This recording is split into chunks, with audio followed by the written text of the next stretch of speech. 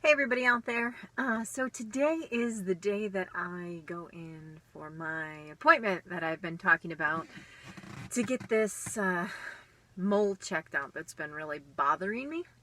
um, I don't know what to expect from this, so it sounds like from everything I've researched and understood, it sounds like it won't take very long to get any type of results, or it shouldn't. So I should know maybe by this afternoon, or maybe in like a week at most, 2 weeks maybe at most. I don't think it'll be that long, but depending on what they find out and what they think about it, it should be pretty soon. So I'm going to know what's going on with this thing really soon. I'm glad I got the appointment moved up on that wait list thing.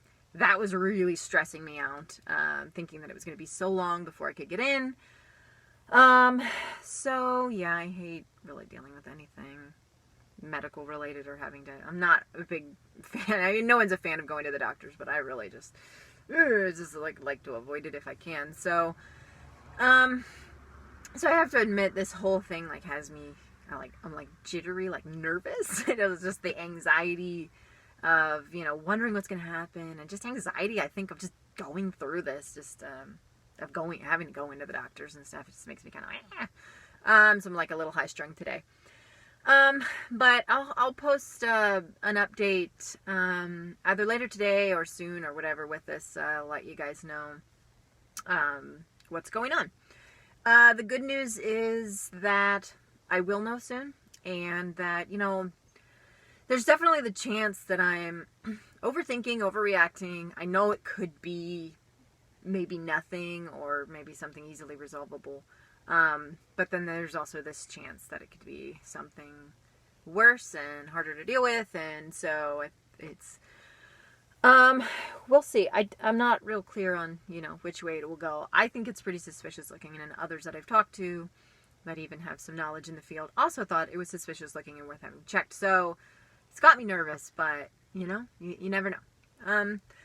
But like I talked about in other videos, it's not necessarily a good thing, but there's this whole side of it that's like just another reminder of carpe diem, live life now. I have no idea if I'm going to, anything can happen any day. I don't know if my legs are going to be working tomorrow, so why don't I go for a hike? And I don't know if my vision's going to be the same in a year, so why not look at things deeply? Why not see the mountains and see the flowers and just like let my senses... I've read some books on the senses, and it's really interesting to think about how amazing our senses are.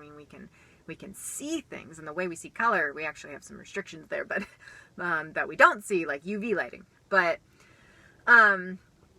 we still have these perception capabilities to take in the world, and in our busy lives, a lot of times we just kind of go on auto, and we go through life and pass by all these opportunities, and I think that anyone who's experienced something where it causes you to stop, or it just like puts your life in front of you and you think about this, or even like reading certain things like that, and you start thinking about it and you're like, oh yeah, like that's a mountain in front of me. Like, that's amazing. Like the way that formed, and the snow on it, and I'm perceiving it. And what if I wasn't, like, when people talk about losing senses, that's really interesting to read about, like how they deal with that when they don't have the same capabilities for sight or hearing, or any other, even touch and stuff like that. There's different disorders or things that can just disrupt these capabilities, and then you would long for that. You just want to see, you just want to feel and hear the sounds of birds, and yeah, like, so that's kind of something I've been thinking about lately, is just that I'm always looking for ways to have a deeper experience. And one of those is definitely learning as much as I can about something, because when you know more about it, you just seem to engage more. So I always am trying to learn about you know, the culture of a place, or the geology and how the mountains formed, or how the rocks got there, or why the plants grow there, and what kind of plant they are, and what they're good for, and can I eat them, and what kind of organisms should live here, and what would feed off the plant. Is there something missing? Is there something endangered?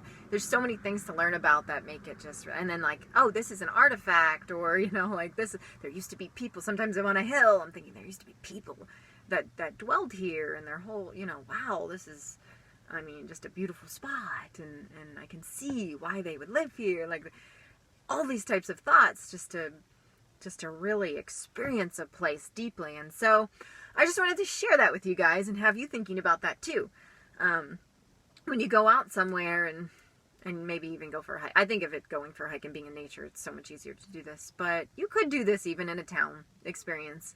And when you go, just like take like a senses walk or hike where you're just really honed in on all the things you're hearing and receiving, and the things you see, and all the different colors that you see, and everything that's buzzing by, and what you're feeling, like the way the air makes you feel, and even like how that connects to different emotions and memories in your brain and how it makes you feel. Because I'm going to talk about this more in the future. I'm currently writing a little article up about this because I just had this the other day, and so I'll post that on the website, where there was just this certain moment where I felt the air, the breeze, and there was a certain smell, and the sun was at the right angle, and it like linked to a memory of being young, and just the way that I always felt when spring came around, and how that always seemed to give me a sense of adventure and newness. And, you know, people think of spring like that, but yeah, it was really connecting with me of this, it was like, I felt emotional about this, the way that the air hit me made me, and the sun and everything made me feel emotional. So, I love to experience life like that. And, yeah, it'd be cool if you guys, try it out and do like a senses walk or hike, and let me know if you do and how it feels. I'm going to be trying to do more of this too, which I already kind of try to, but I want to hone in on this even further. And it's all a part of this. I'm alive now. I have no idea what tomorrow holds or what the future holds. So, yeah, do a senses hike and experience everything. And also do that thing I talked about too, where you write down some goals and do like a pie chart of like what you can do to put all your effort into that goal to make it happen. Like, no more, I keep thinking about wanting to do it, but how about like today or this week or this month, everything you do, or not, might not be able to be everything, but like almost everything you do in a way works towards that goal. It's not always money, right? Saving up for stuff is often a part of our goals, but like what else? What other efforts? Like learning something or just making a first step. Do that and share it with me if you guys want to. I would love it. I always I dropped the recorder here, but anyway, I would always want people to encourage me to do the same, and I'm always trying to like self-encourage, but it's nice to have, you know, someone else's perspective too, to sort of like push you to do something. So yeah, so give it a shot and let me know how it goes. And enough blabbing, I gotta get going, and I will let you guys know how it goes. Thanks guys, bye.